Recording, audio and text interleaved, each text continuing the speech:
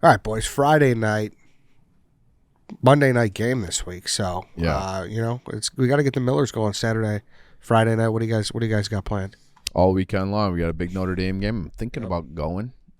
NC State. Oh, nice. There you go. So have some rolling. There you go. Yeah. Playing golf Sunday. I will be drinking Miller Lite there, no doubt about it. Because I think it's crazy. We keep saying this nice weather. It's the last time. I don't know when it's going to be bad. I don't see any end in sight. Hopefully never, Ed. Yeah, right. Hopefully we just take this right into spring. Yeah, which it just changes. It's bonfire season, and you get your Miller Lites. I want some cold weather Miller Lights where you leave them outside on the back deck and you're grilling and you just grab one of those Miller Lights as you're out there. I love that feeling. So I hope that this is the last weekend. I hope golf should not be being played anymore right now. Let's just get to it.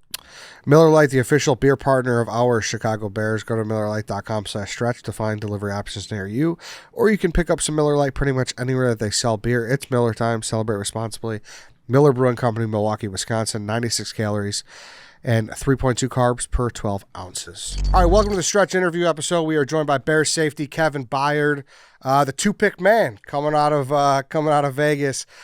Kevin, how are you, man? Thanks for doing this. No, I'm doing well, man. Had a good reset week with the family. Kind of just getting away for a little bit, but man, I'm super excited to get back into this thing. So how was the week 5 bye? Like coming in as fans, at least we were like, oh, we hate this. Was it better than you thought? Give us everything about the week 5 bye. No, honestly, it's kind of weird. This is the earliest bye week I've ever had.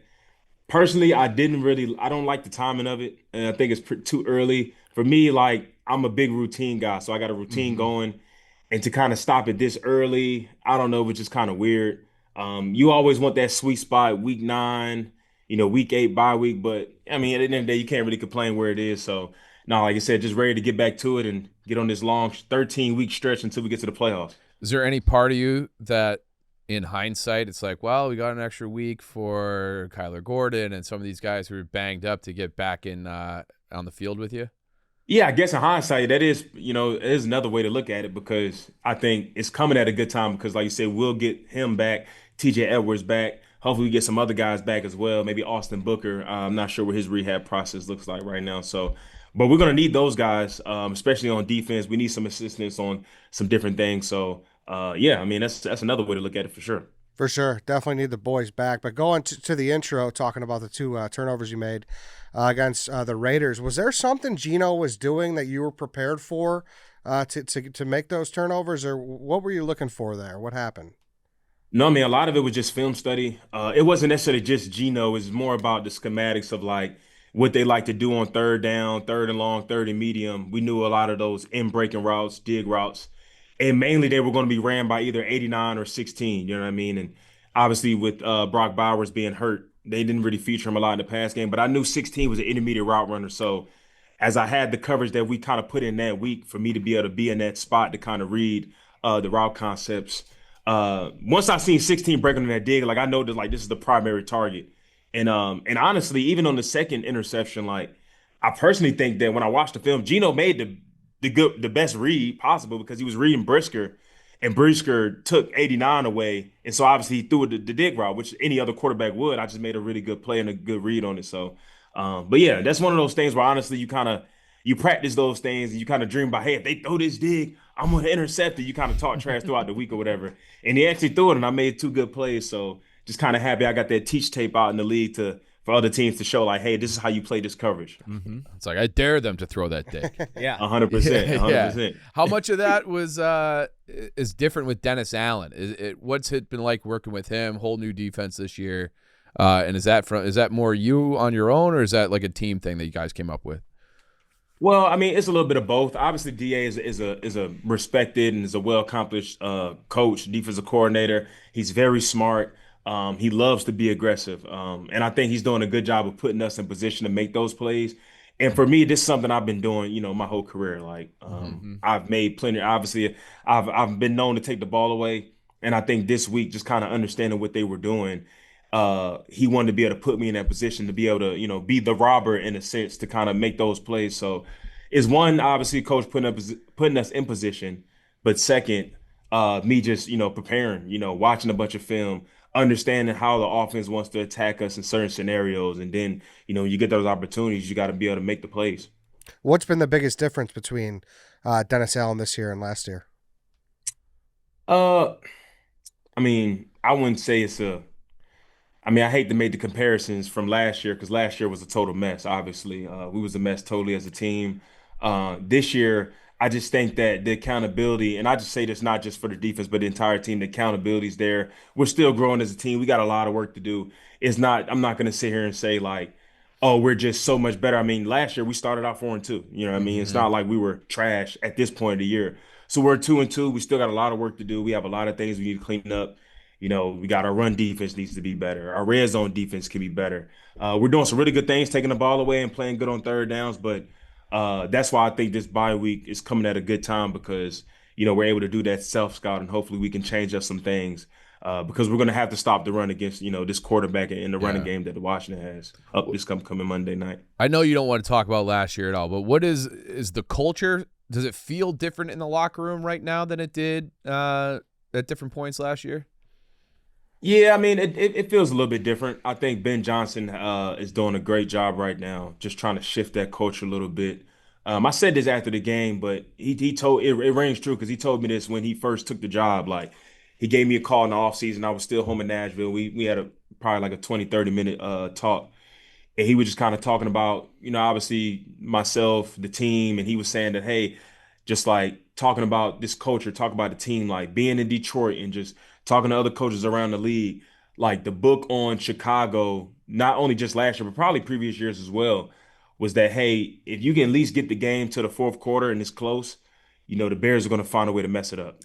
Correct. Correct. Yes. Yeah, you know what I mean? That's the obviously league was you guys right. been around for a while too, for sure. So, and it was like that was a real thing, and I think just that win that we had in Vegas was a telling thing about things are changing around here. We're actually getting to a situation where guys are fighting for 60 minutes.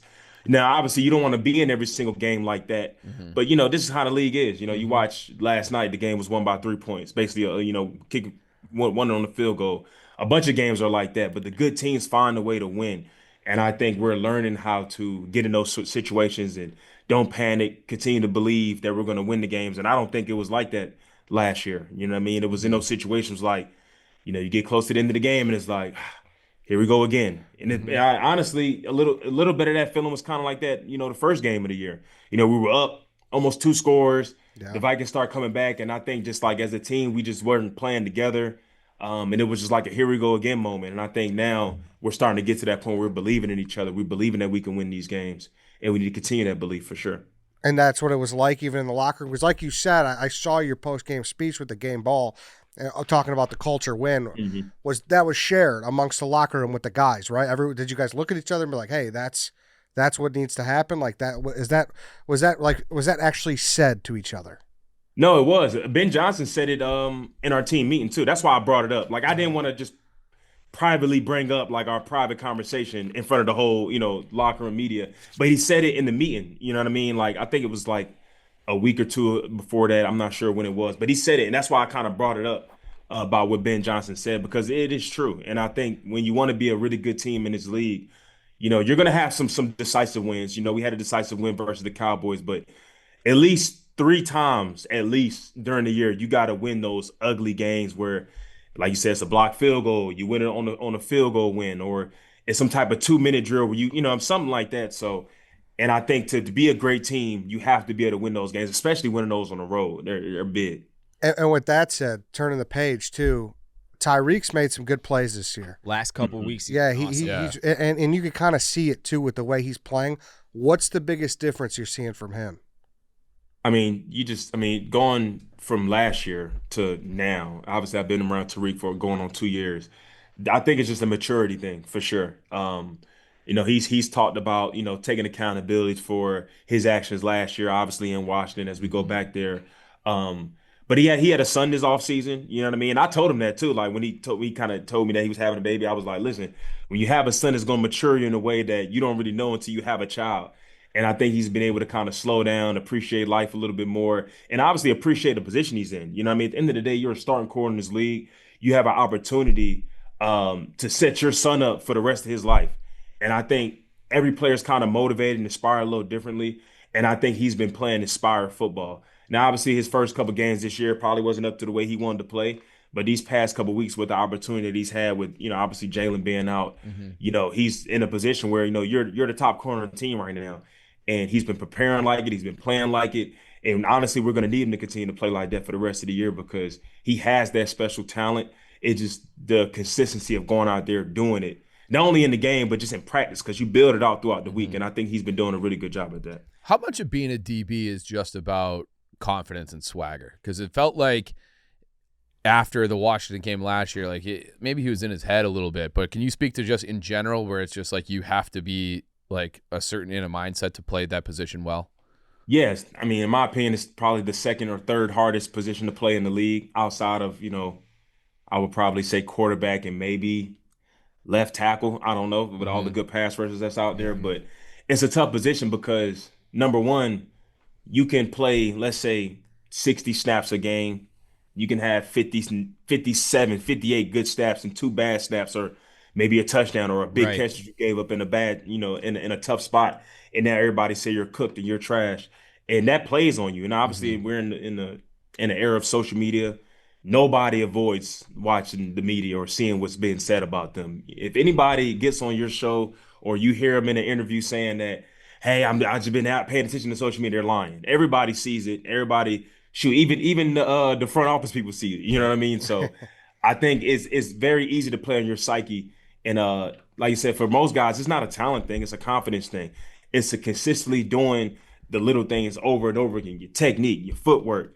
Because with the talent that is in this league at receiver, that comes in this league every single year, you don't really have your margin for error is so small. You know what I mean? That's why I say it's it's definitely the hardest position on defense. You know what I mean? Like defensive line and linebackers, they can have a misstep, they can mess up in the run fit. Nobody really sees it. You know what I mean? Lost in the but when a corner messes up with his footwork, he gets burnt, he's cooked or something like that. So it's definitely a confidence thing. And like I said, he's playing with a ton of confidence. And when you make a play or you make a couple plays, now all of a sudden your confidence is through the roof.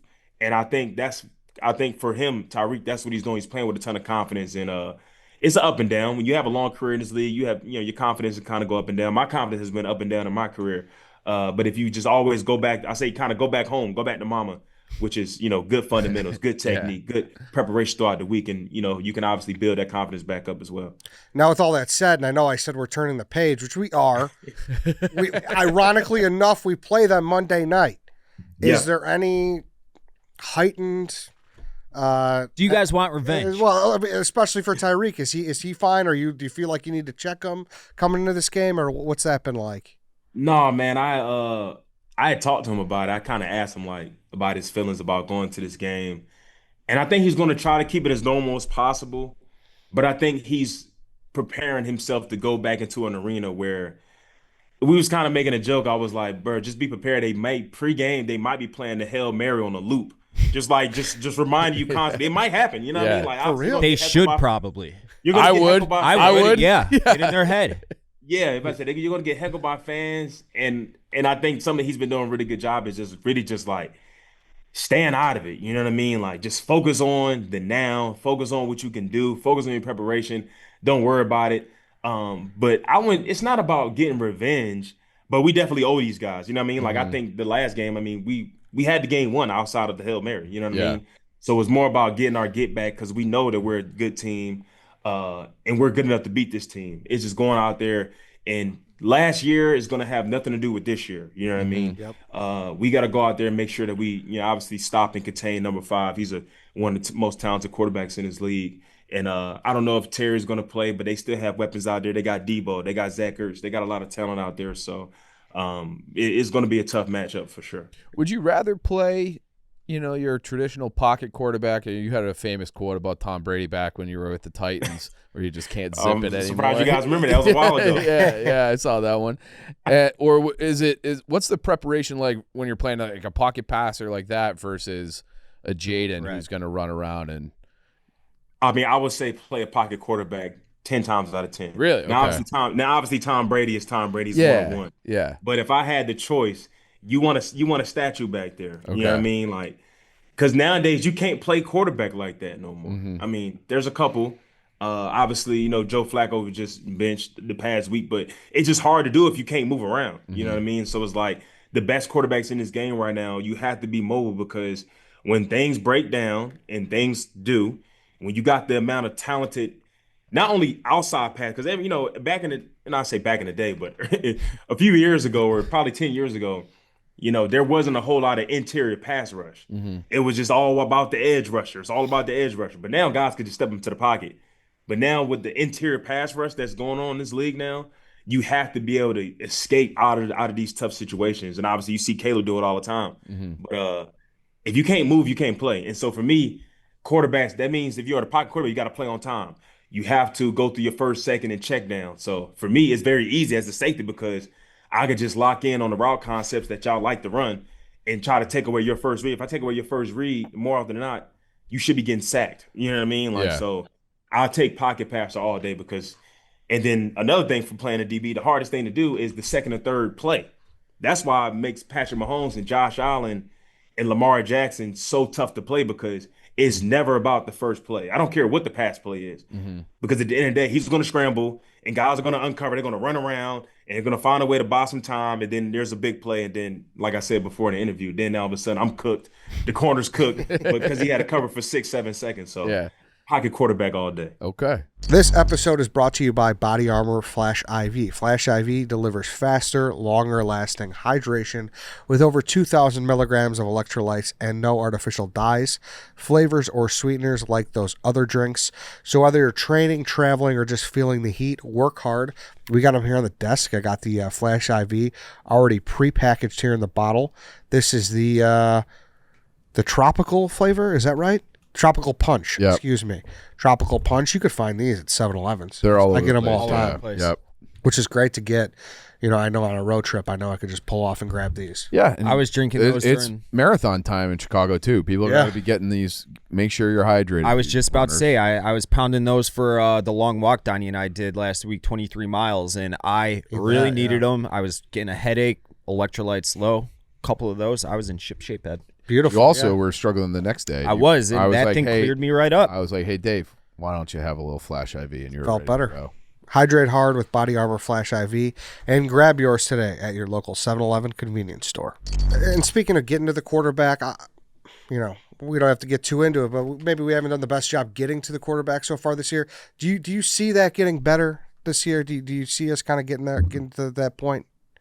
Yeah, well, I think it has to. You know what I mean? I think a lot of it is both. It's not like I said, it's not just the 4 guys rushing, right? Obviously, if Dennis Allen wants to send more guys, obviously we're gonna get Collar back, so he's a really good blitzing nickel. Yes. But it's stopping the run first. You know what I mean?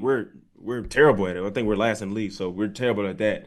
So I think that first and foremost has to get fixed because I think if you can stop the run and make teams one-dimensional, then as far as defensive line, you can kind of pin your ears back.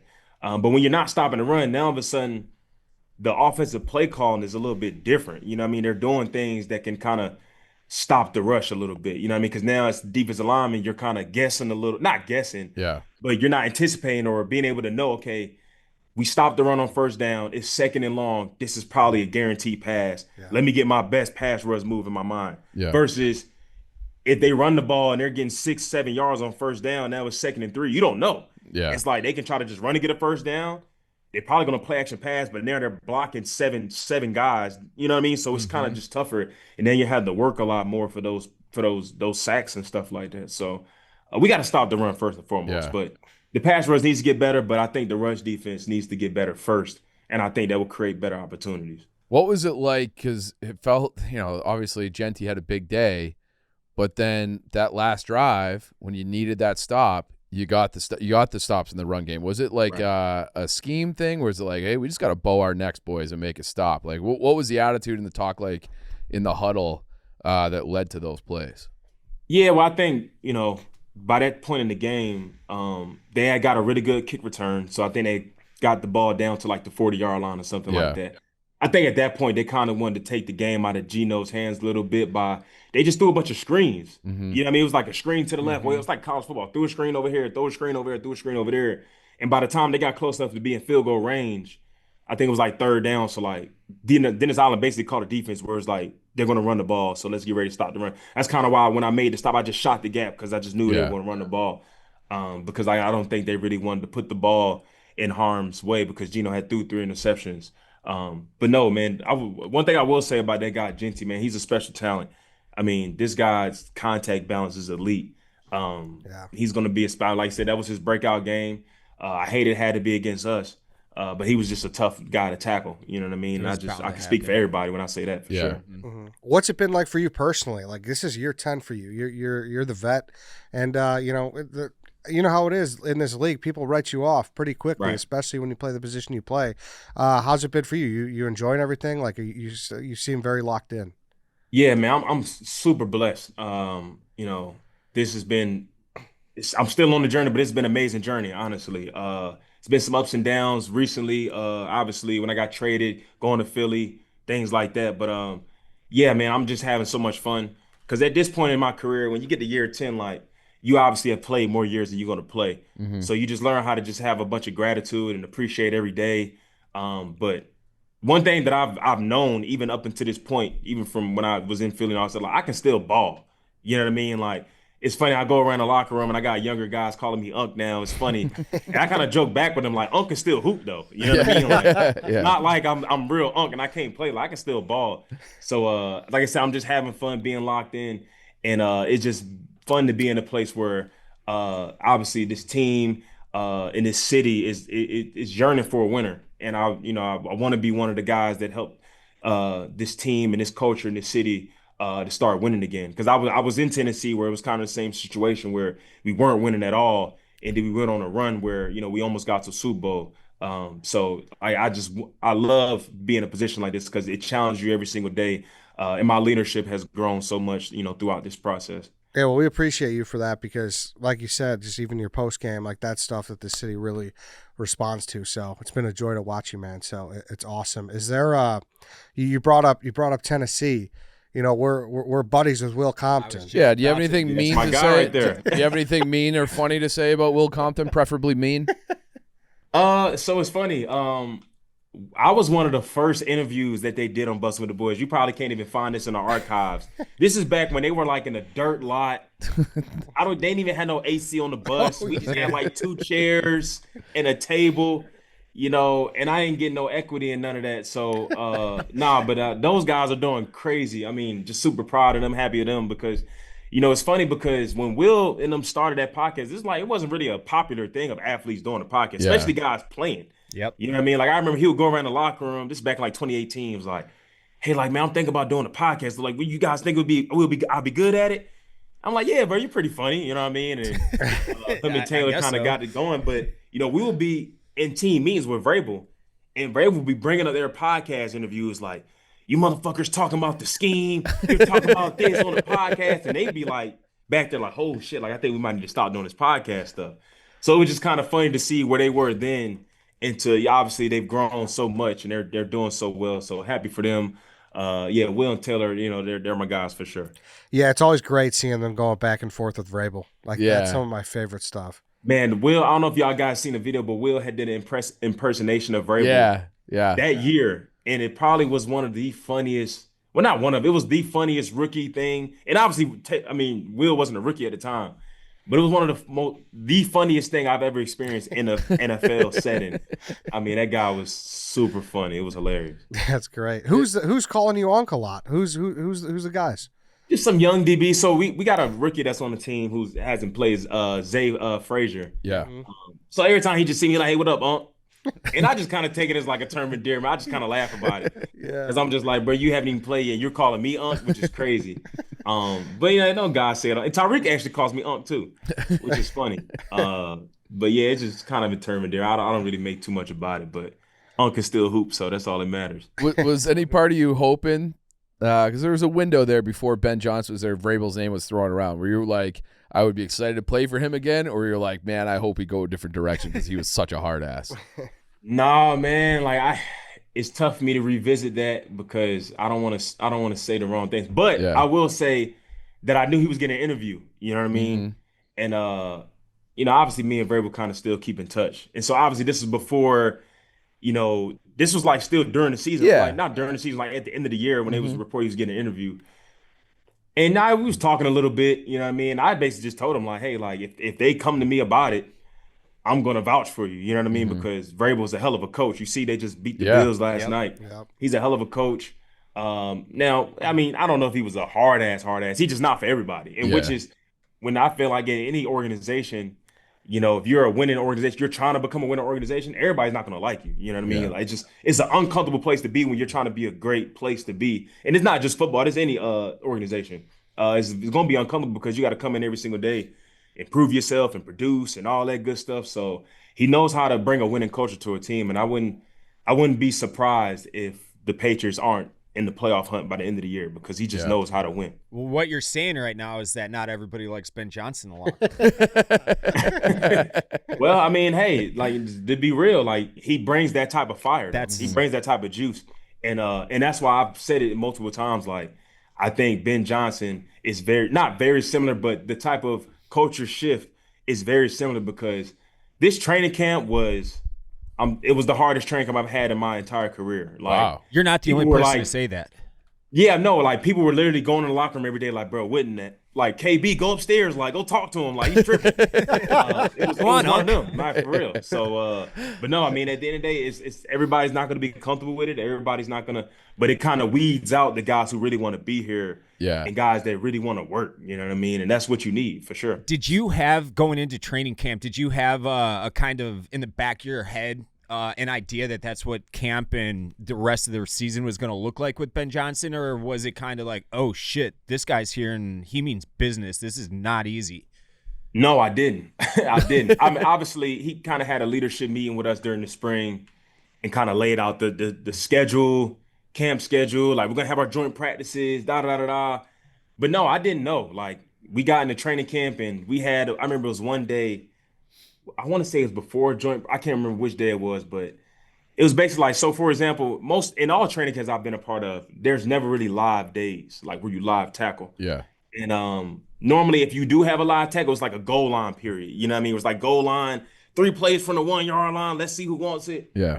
And so we had one of those days, but it was like, no, like we're going to have like a live scrimmage. We're going to do some goal line, but it's like a live scrimmage day. And so as you kind of going throughout the days of training camp, you're thinking like, okay, like, it's probably gonna be a lot of backups. You know what I mean? Like you're thinking like as a starter, like you're probably not gonna be in there that much. And the first, it's like short yardage, 1-on-1s. I'm like, okay, we're live. Then we move down to the goal line, live again. And like, all right, cool. Like 6-7 plays, I think we're good.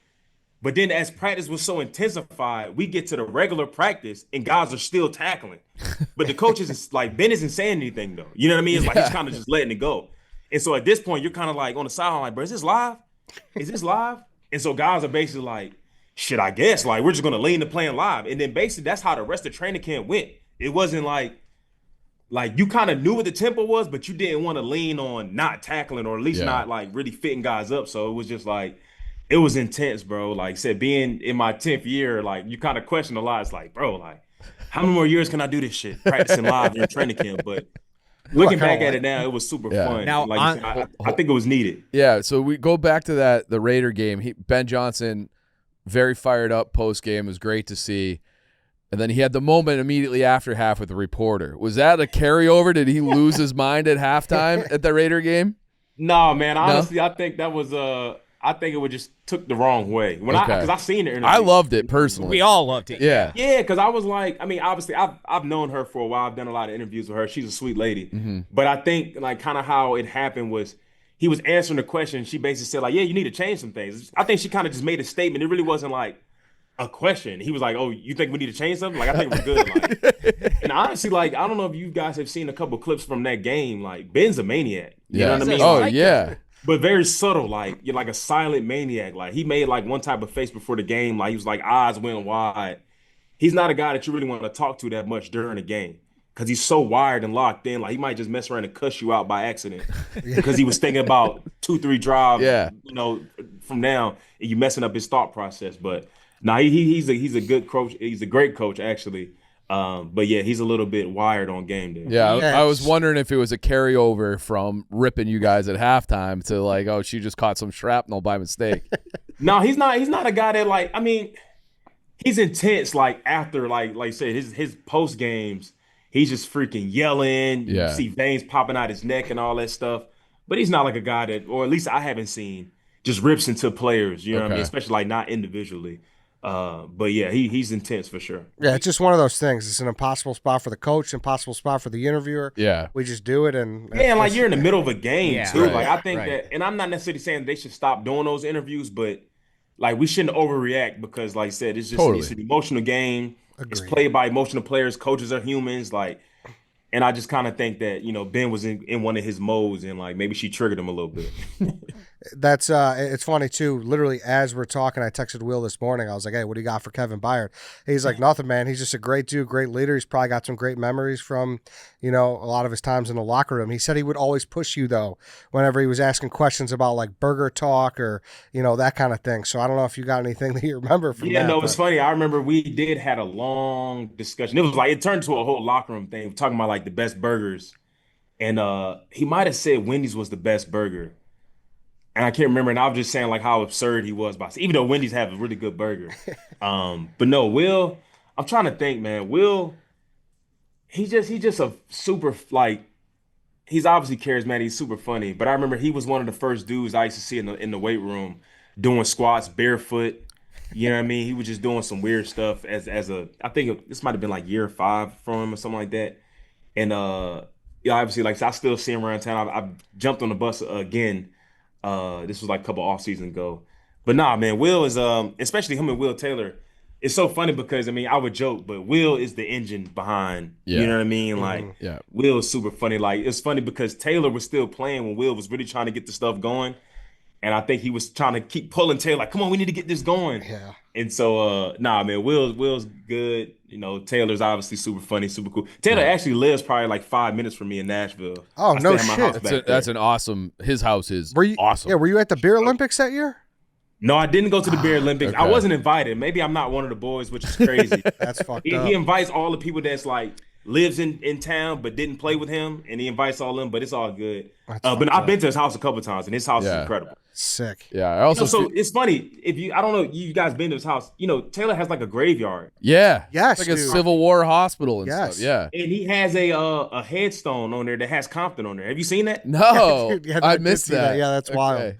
That's But it's Like not. an It's actual obviously it's not Will or it's not anybody from Yeah. the Compton family, but it's a Compton headstone in his graveyard, which is crazy. yeah, it's a It's a wild, crazy coincidence. wild coincidence. Yeah. Wait. So last thing, what was your top burger then?